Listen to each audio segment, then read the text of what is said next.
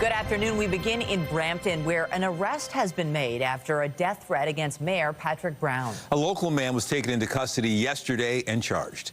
CTV's Sean Leathong is live at Brampton City Hall with more details. Sean. Well, Nathan and Michelle, this investigation by Peel Police also had them stepping up their protection on the mayor for a short time. And while the mayor has said he always felt safe, he was definitely grateful for this arrest.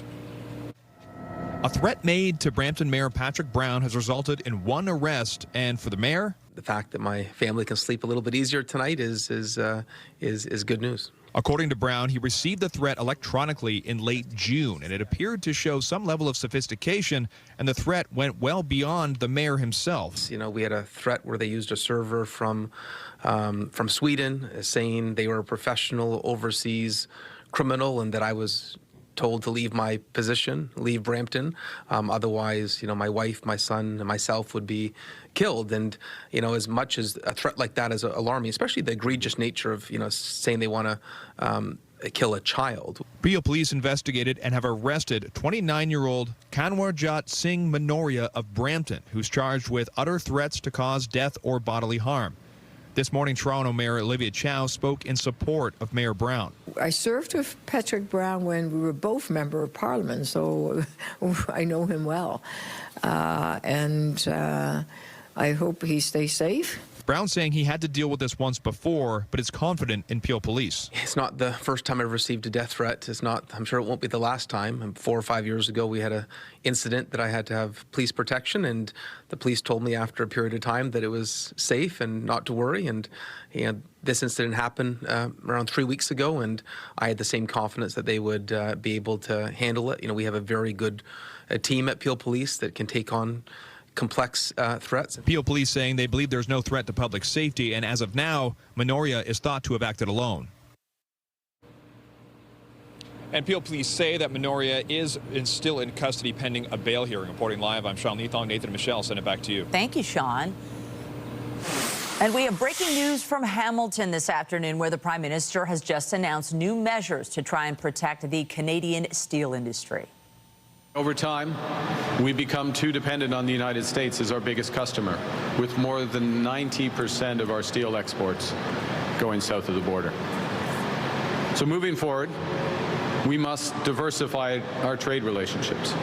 And above all, we must rely more on Canadian steel for Canadian projects. And those shifts start today. Mark Carney says steel originating in China will be subjected to higher tariffs to try and prevent steel dumping amid U.S. President Donald Trump's ongoing global trade war. The Prime Minister made those comments not long ago. It's part of a number of measures being implemented. We will have more on his announcement a little later in the newscast. But first, while Toronto remains under a heat warning, snow is a hot topic at City Hall today. The Executive Committee is meeting, and among the issues up for discussion is the snow removal this past winter, and specifically, what went wrong. CTV's Natalie Johnson is at City Hall. She joins us with the details. Natalie. Well, a systemic failure was to blame here, Michelle. If you ask the mayor, you will remember, as everyone will, that back in February, the city received about 50 centimeters of snow over the course of the week in 3 major snow events, and many sidewalks and local roads remained unplowed for days, having a major impact on the ability of Torontonians to get around, creating unsafe conditions for pedestrians, drivers, and transit takers alike. An investigation into what went wrong here highlighted a number of significant issues. Snowplows broke down at that critical time because city staff had allowed privately contracted companies to use the wrong machines. Despite the terms of the contracts, there were reporting discrepancies in which the system showed that some areas had been cleared when in fact they were reburied or had been missed. And ultimately, the city lacked surge capacity in both staffing and equipment. Staff received 29,000 calls for help through 311 and replied to only 51 of them. Here's more from the mayor this morning. Not answering 99.83% of the calls for help. That's not how much money one spent, okay? That is a systemic failure of ignoring the basic needs of trying to get out onto the street. You have to leap over a sidewalk with these snow banks that are so high. It doesn't make sense, okay? And accepting reports from the field, because the GPS maps obviously is not working, so they can't tell what's happening on the street. I'm talking about the city staff in charge. Now, one of the deficits in preparedness here is that the city contracts were found to have been structured for snow clearing and salting, but not for large-scale snow removal.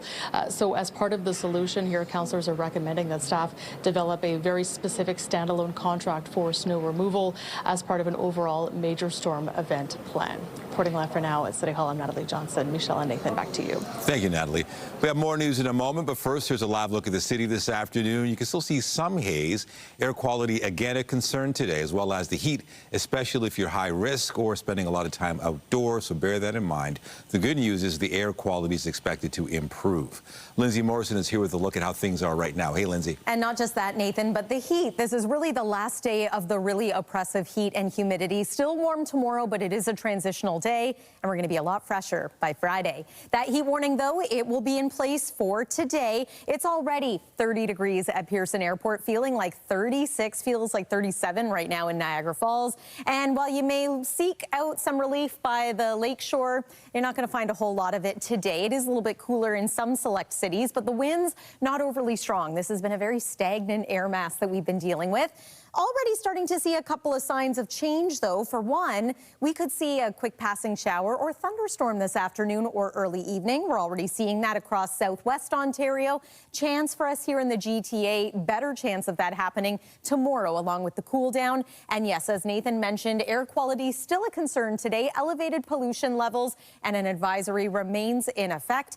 But further improvements are expected into the day tomorrow. We're going to take you through the weekend forecast coming up. For now, though, Michelle, I'll send it back over to you. Thank you, Lindsay. Well, OPP are investigating a head-on crash in Pickering that left 3 people dead. This crash happened last night around 7. The CTV News chopper was over the area this morning along Highway 7 near Concession Road 6.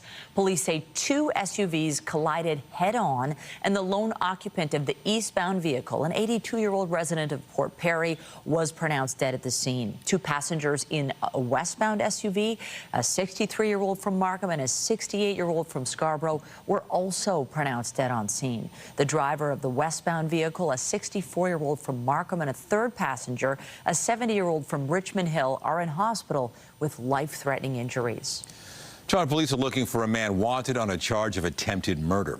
Police say 31-year-old Shaquan Mosquito of Toronto is also wanted for aggravated assault and assault with a weapon. This comes as police investigate the stabbing of a 30-year-old man near Yonge and Dundas last Friday night.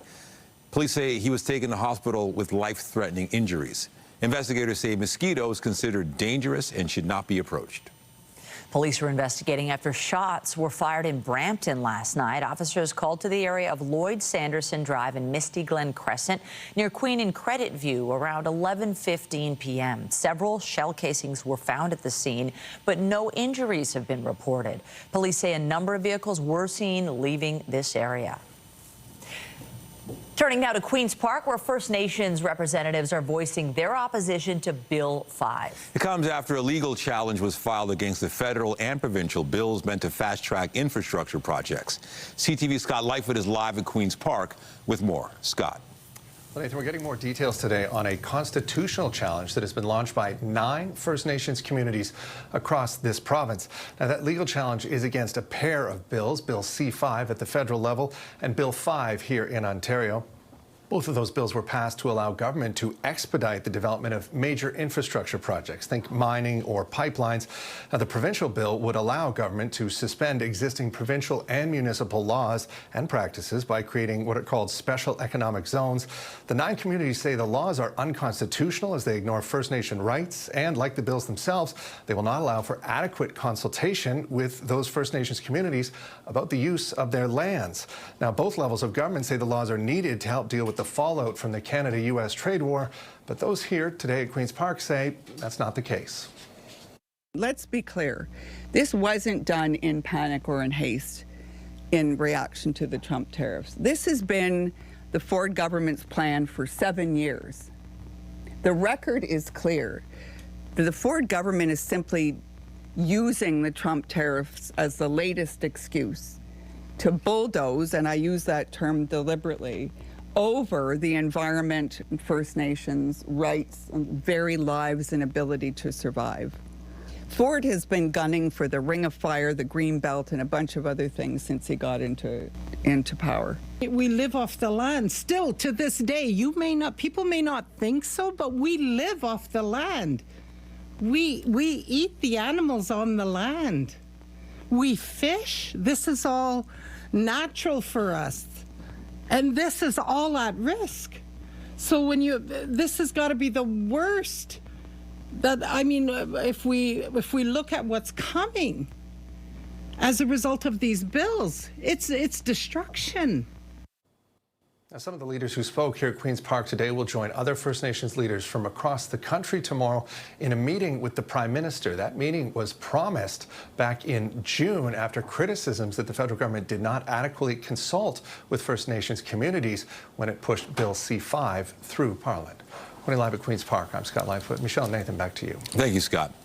An investigation is underway after a major security scare at Vancouver Airport.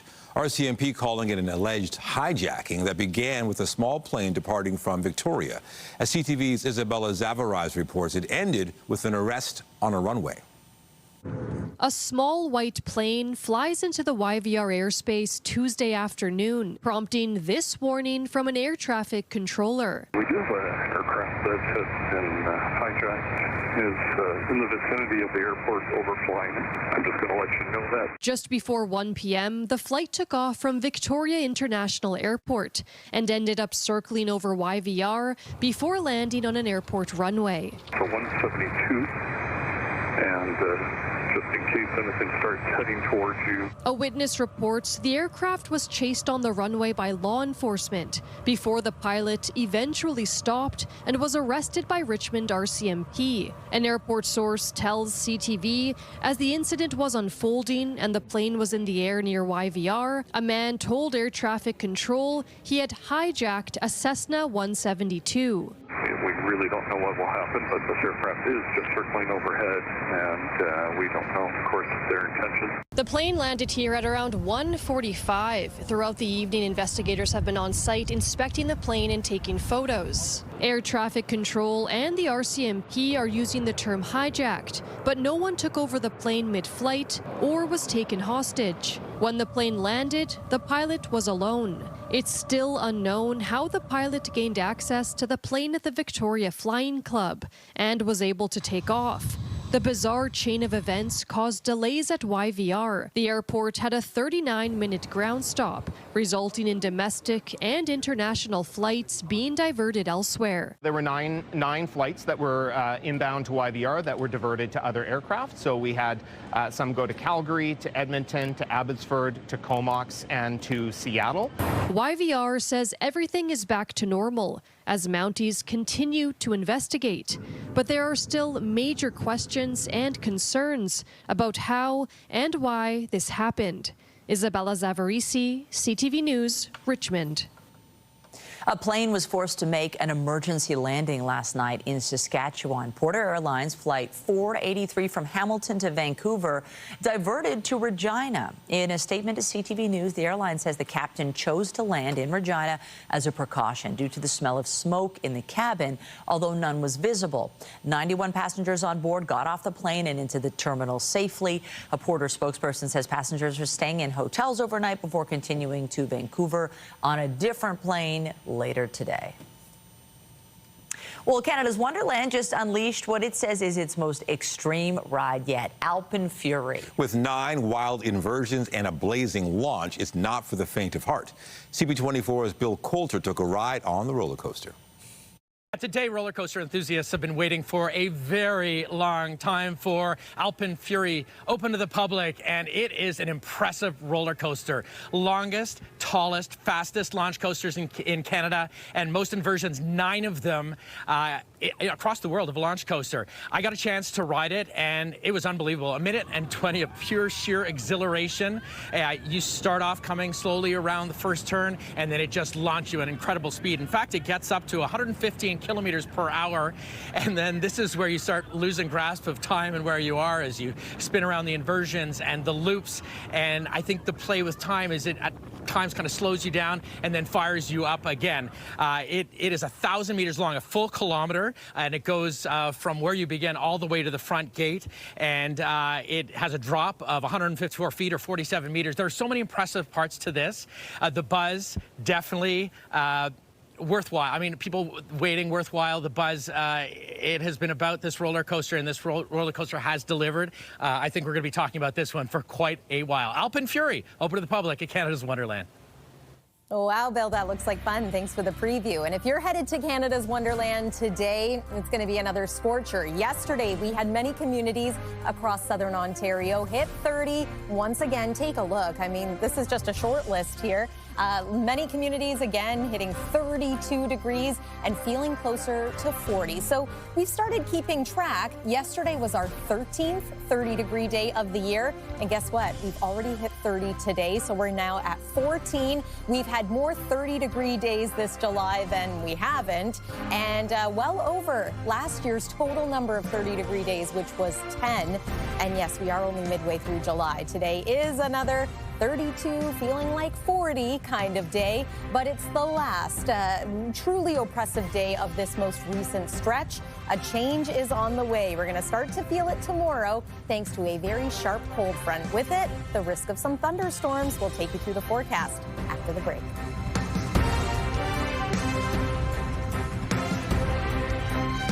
When you see it happen, send it to CTV News.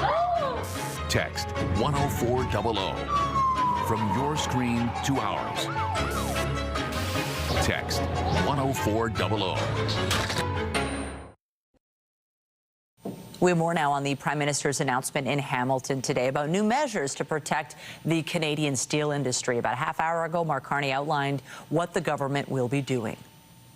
First, we will take a series of measures to stabilize our domestic steel market and prevent harmful trade diversion arising from current trade tensions. Informed by the review of our steel trade arrangements that we announced last month, the following changes to tariff rate quotas will take effect by the end of this month. For steel products from non-free trade agreement countries, we will tighten the tariff rate quota level to 50% of 2024 volumes and apply a 50% tariff on any imports beyond those levels. For steel products from partners with free trade agreements, we will introduce a tariff rate quota level for steel products at 100% of 2024 volumes and apply the same 50% tariffs on imports above those levels. The government is reviewing its remission framework to favor the use of Canadian steel and aluminum in Canadian-made products. And we will also implement additional tariffs on steel imports from all non-U.S. countries containing steel melted and poured in China. Carney says the existing arrangements with the United States and Mexico will stay the same, and there will be no changes to Canada's current trade measures with the United States. The U.S. doubled tariffs on steel and aluminum to 50% more than a month ago. CTV's Scott Hurst joins us now with more on this. Scott, it has not been an easy time for our steel sector. Walk us through what the PM said there. Lots to digest, and what more did we hear? Michelle, this announcement, of course, coming from Hamilton, which we all know not just the beating heart of the Ontario steel industry, but really the Canadian steel industry, a city that we all know is known as Steel Town. And so that is where Mark Carney is making this announcement to help support the steel industry amid the ongoing trade war with the United States, where this industry is saying that the 50% tariffs against its products from the United States are crippling and as having a huge detriment on the steel industry as a whole. So Mark Carney here making announcements ultimately to make Canadian steel more competitive and try to stabilize the industry right now, make it more competitive in the future, and help the workers amid this ongoing trade war. So Mark Carney is saying steel originating in China will be subjected to higher tariffs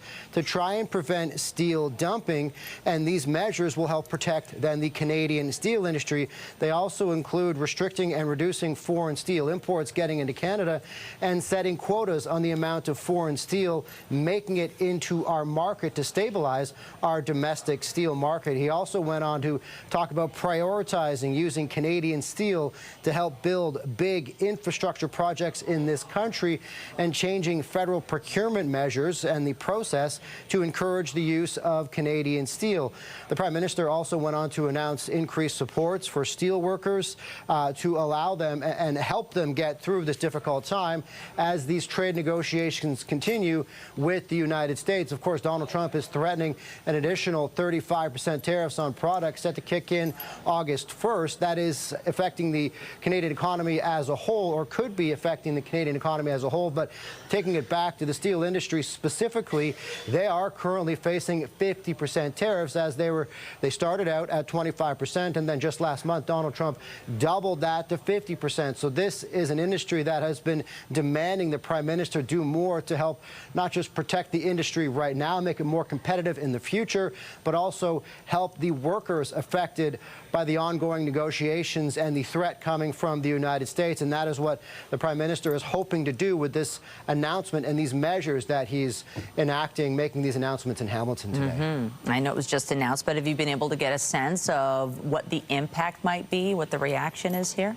These are things that the steel industry have been demanding from the Prime Minister, asking from the federal government to do to help make them more competitive and help not just get them through these trying times right now, push back against the U.S., but also to push back against other markets that are really undercutting the Canadian steel market. And so these are measures, a lot of them have been, the industry itself have been demanding a lot of these things to help protect the market, protect Canadian steel, make it competitive in the future as well, but also protect the base right now.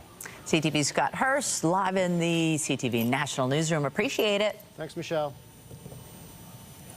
All right, let's talk about the forecast. And yes, there are a lot of concerns with the heat and the haze and everything else. It's starting to feel status quo. This is how the summer's been, and I'm not minding it too much. But then again, we're kind of in air conditioning. We're not running and playing sports outside all day. So I think it would depend who you talk to. And even though I'm someone who enjoys hot weather as well, I'm reminding myself that Friday looks pretty good, even though we're going to suddenly be below seasonal. So I think some people have been waiting and are ready for the break. It is coming from the heat, but with it, we're going to get, or ahead of it, I should say, we're going to get a little bit of active weather. I know a few lawns in the GTA could stand to get a bit of rain, but thunderstorms are a possibility, not just today, but even more so into tomorrow. Weather is brought to you by the Pressler Law Firm. Injury lawyers, you don't pay unless they win. Another sizzling start to the day today as the sun was coming up. It was a beautiful sight. It was already pretty warm, though, feeling into the 30s by about mid-morning. In fact, look at that skyline. Gorgeous. Nice day to spend time by the water today. You might find a little bit of relief from the heat. Winds are coming out of the south today. They're not overly strong. We've got sunshine in the forecast, but it is hazy once again. Let me show you what the Air Quality Health Index stands at here in the city of Toronto, and that is a 6, which is considered moderate risk. Expected to be similar into the night tonight, and then further improvement expected tomorrow. This is some smogginess and some air pollution, unlike the smoke compared to earlier in the week. And then today, yeah, we're at a 7 in some parts of the GTA right now, but we're also at a 4 in places like Parry Sound, Ottawa, and London. Now, you might be able to see a very distinct line here separating green and orange. That is the power of a cold front. It is significantly cooler in parts of northern Ontario today. Look at that. Timmins barely in the double digits at 10 degrees. We, on the other hand, are 20 degrees warmer than that. 30 this hour in Toronto. Some of that cooler air is headed our way, and that cold front is what could help trigger some thunderstorms over the next couple of days. 32 degrees today will feel like 40, so no surprise at all. This heat warning remains in place for one more day. Tomorrow is still going to be warm, but it's a transitional day. We're going to start to feel some cooler air by the end of it. Your evening patio forecast tonight, just be mindful of the fact that a quick passing shower is possible for us here locally, and then we are very warm overnight tonight. 23 for the low, still feeling like 32. So stuffy, muggy, uncomfortable for sleeping, especially if you don't have access to air conditioning. Look at this, though. Tomorrow in Kincardine and Stratford, temperatures around 22, 23 degrees. And yes, you may notice a couple of thunderstorm icons on these boards now. And that's because active weather looks like not just a possibility for tomorrow, but also likely. Environment Canada just recently issuing this special weather statement for southwestern Ontario for today, where there is already active weather starting to fire up, including some thunderstorms. 50 millimeters of rain is going to be possible in some of these locations today. I just want to point out that it was 1 year ago today in Toronto that we picked up about 100 millimeters of rain. Do you remember that day? We had significant flooding in the city. That was already a year ago. Not necessarily forecasting that into today or tomorrow, but we should start planning on the possibility of some thunderstorms. Better chance of them being maybe severe in nature for tomorrow ahead of and along the cold front. Here's today, scattered showers possible late afternoon and early evening especially. 2 opportunities for thunderstorms tomorrow, first in the morning and then perhaps again in the afternoon. Don't see a whole lot of sign of that right now on the forecast radar for the afternoon, but they could pop up and they could be severe in nature. Cloud cover sticking with us through a good portion of the day, but it clears out for Friday. Beautiful sunshine. And look at the temperature. So keep in mind, it's 32 for the high today, feeling like 40. By Friday, 23 degrees, cooler than normal. And those comfortable conditions follow us into the weekend. We should be seasonally warm again by Sunday. We're also monitoring Sunday for the chance of a few showers, but otherwise, it's looking like a mix of sun and cloud kind of stretch into next week. That's the weather for now. Michelle, I'll send it over to you. Thanks, Lindsay. Well, this heat we've been experiencing reminds me of the islands, and how fitting, because the countdown is on to this summer's Caribbean Carnival. We're getting there, and today Toronto Police held a kickoff of the event at Heron Park Community Centre. CTV's Janice Golding is live in Scarborough with more. Hey, Janice.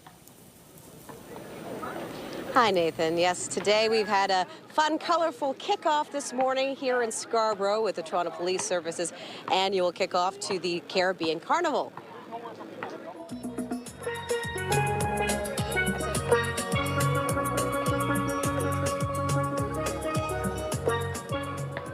Performers were on hand while dignitaries, including the Chief of Police, addressed a crowd here at the Heron Park Community Centre. The Toronto Caribbean Carnival, also known as Carabana, will be held from July 31st to August the 4th. This year's theme, Take Me Home, is putting an emphasis on the places, people, and moments that bring people back to their roots. Junior Carnival and Family Day will actually take place this Saturday.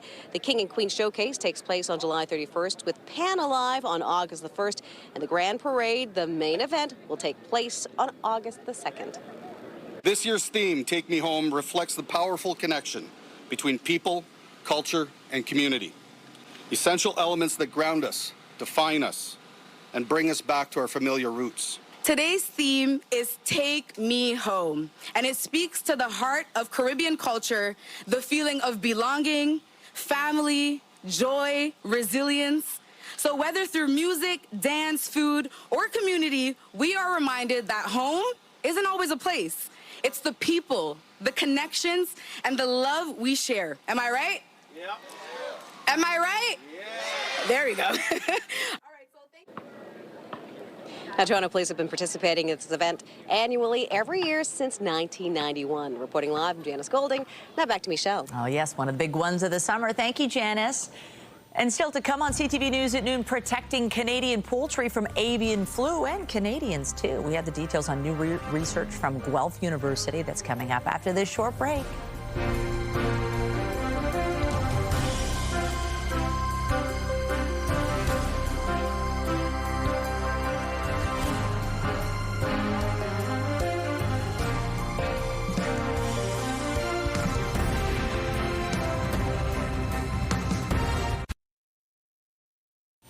A volcano erupted in southwest Iceland today, belching smoke and lava. Magma forced through the Earth's crust, opened a massive fissure between up to 1,000 meters long. But based on data, it is likely this was a relatively small eruption. There are reports people were evacuated from a nearby town and a spa resort, but flights at an airport in the capital were not affected. This is the latest in a series of outbreaks near the capital in recent years. Iceland has rather, has now experienced a dozen eruptions since geological systems in the region were reactivated in 2021. In Italy, a land artist has created an image of the Pope using his tractor. The face of the pontiff was carved out in a field about 25,000 square meters near Verona. Unlike his other works, Dario Gambarin left the green grass on the Pope's face, making the artwork almost entirely green. Next to the image are the words, "Peace in the World." Gambarin sketched the work on a piece of paper before jumping on his tractor to trace it in the field. Researchers at Guelph University are working to protect Canadian poultry from avian flu. And in doing so, they're hoping to shield our human population, too. CTV's health reporter Pauline Chan explains. In the U.S., poultry are vaccinated against avian flu, but in Canada? There are different countries, including like China or Mexico, that they have like vaccination strategies actively being performed. But Canada is one of those countries that does not vaccinate. Veterinarian and Guelph University researcher Fatima Fazel says it allows Canada to export poultry products to other countries which may have different regulations, but that isn't stopping Guelph U researchers from developing a new mRNA vaccine to protect chickens from avian flu. It encodes for two main surface protein of avian influenza, and then when chickens are vaccinated with these mRNA codes, chickens like cells start to translate this mRNA code to protein. So when the actual virus infects the chicken, a chicken's immune system is already informed about those like sequences. So it starts to respond much faster and more robust to prevent virus replication and virus shedding. Avian flu has hit many flocks in the U.S. and Canada. It has also affected dairy cattle, and one U.S. farm worker has died of the illness.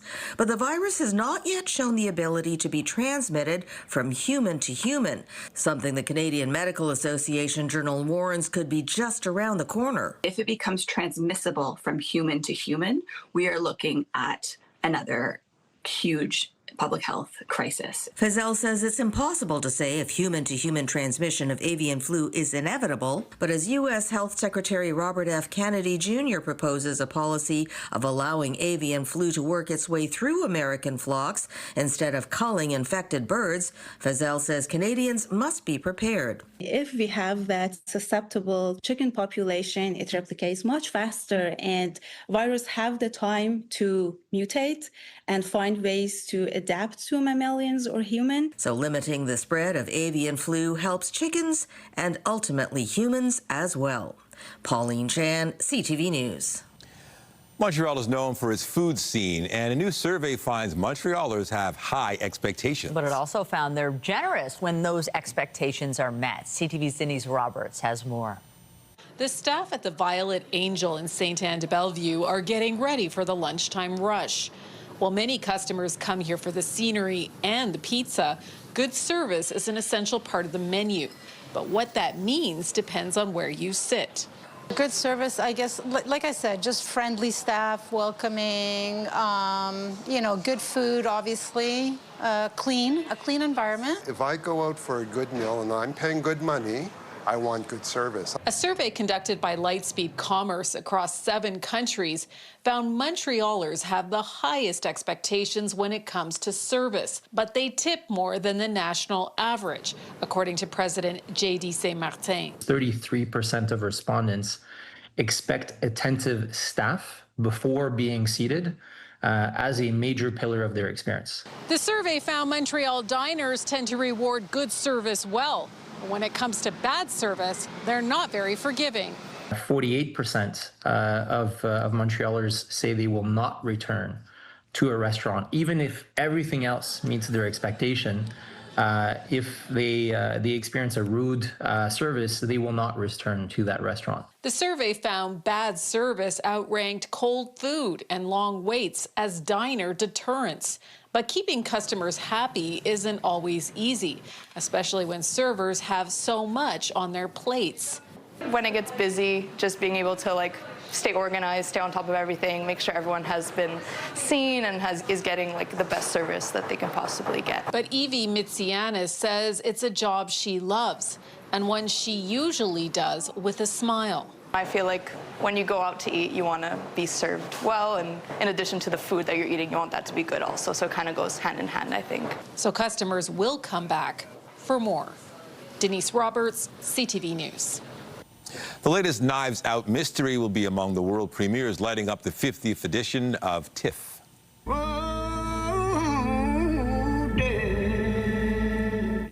Wake Up Dead Man, a Knives Out mystery, sees Daniel Craig reprise his role as Detective Benoit Blanc, alongside a cast that includes Josh O'Connor, Josh Brolin, and Mila Kunis. Clement Virgo's new psychological thriller is also among 11 official selections announced by TIFF today.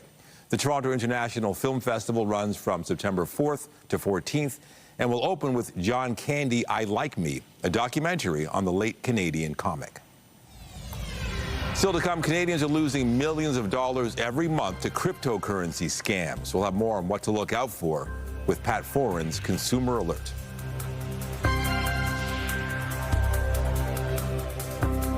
Get Toronto's top stories, breaking news alerts, and watch live. Download the CTV News app. In the last 4 years, Canadians have lost more than $1 billion to investment scams, and many of them involve cryptocurrency fraud. Victims may see a video or advertisement featuring a prominent politician or celebrity, but the ads are fakes. They're generated with AI. Our Pat Foran has this Consumer Alert.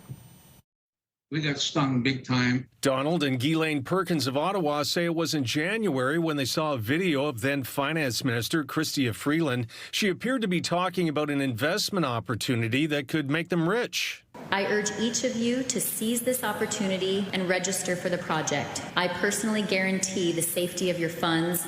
We bought into it, and we got swindled by a very smooth-talking couple of individuals. The Perkins started out investing just a few $100s, but eventually handed over their life savings of more than $42,000. When we went to access the money, they wouldn't give it to us and said that we had to give them $10,000. Mark Carney came on with a woman that is very prominent in the bank system.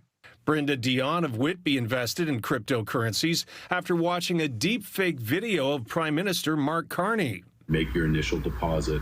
From that point on, the algorithm earns on your behalf. Dion says after she handed over her banking information, the fraudsters cleaned out her bank account of $16,000. I said, I don't want you taking this money out of my account. I said, stop taking my money. Fraudsters are using fraudulent ads on social media to get victims. The Canadian Anti-Fraud Centre says Canadians lost $310 million to investment scams last year, and $190 million involved cryptocurrency scams. Most frauds involved altered video using AI to make it appear someone is saying to invest in a platform which is completely fake. If you're opening up your search engine and you're searching up a crypto investment, that the first 5 to 10 results, are going to be more than likely fraudulent platforms. The Perkins have health problems and were hoping to boost their retirement savings, but instead lost it all. I have a bag in my stomach, and I go to dialysis 3 times a week. This was a good portion of our life savings. Pat Foran, CTV News. Construction on new homes in Canada last month edged up 0.4% compared to May. The annual housing starts rate amounted to nearly 284,000 units in June. That was an increase of about 1,000 from the previous month. The Canada Mortgage and Housing Corporation also says the annual pace of rural starts was estimated at roughly 22,000 units. Well, this property may look familiar to you if you are a Drake fan. The architect who designed Drake's Bridle Path Mansion is the man behind this stunning property. Now, there it is. It's located on Lake Rousseau in Muskoka. The mansion includes 4 bedrooms, 8 bathrooms, a basketball and tennis court. It's on the market now for more than $22 million. The Canadian Federation of Independent Business says Ontario should rejig its programs meant to support the auto industry. The CFIB released a report based on a survey of 187 small to medium-sized businesses in the auto sector. It found their revenue declined by 13% on average, and half of them have paused or canceled investments due to uncertainty caused by the Canada-U.S. trade war. The government says its programs have helped hundreds of businesses over the past few years. CFIB says the programs were created with good intentions, but overall, a third of small businesses are ineligible. Toronto FC heads out on the road for 4 straight games starting tonight in San Diego. For Toronto FC, Longstaff, square enough ball, and it's headed forcefully in. The Reds are coming off a 1-1 draw with Atlanta over the weekend. TFC has won just twice away from home this season and sits 14th in the Eastern Conference, 11 points out of the final play-in spot. Kickoff tonight is at 10:30. AFC Toronto is looking for a 5th straight win when they took on the Halifax Tides last night. But that is what they've been doing so well. Sprung is Rowe, 1v1 mega goal! Toronto found the back of the net late in the second half, and they were able to hold on for a 1-0 victory. The team will play the Montreal Roses on Friday. Meanwhile, tickets for the 2026 World Cup are now on sale, and they come with a hefty price tag. The first round of tickets are for luxury packages. They start at $2,500 per game and go as high as $40,000. The package includes all-you-can-eat food and access to VIP lounges. More affordable ticket options will become available later. Toronto and Vancouver will be hosting 13 games. History was made at the MLB All-Star Game last night when the score was tied after 9 innings in Atlanta. AL rallied in the game. NL has rallied in the swing-off. And it's Schwarber with the hat trick. With the game tied 6-6, the teams went to a swing-off for the first time at the Midsummer Classic. Philadelphia's Kyle Schwarber hit 3 home runs, leading the National League to a 4-3 victory. The Philly slugger picked up MVP honors, becoming the first position player to win the award without recording a hit in the game. The Toronto Blue Jays' Vladimir Guerrero Jr. and Alejandro Kirk both went 1 for 2 at the plate during the game. And coming up on CTV News at noon, some furry friends finding a new home on the fairway. Stay with us.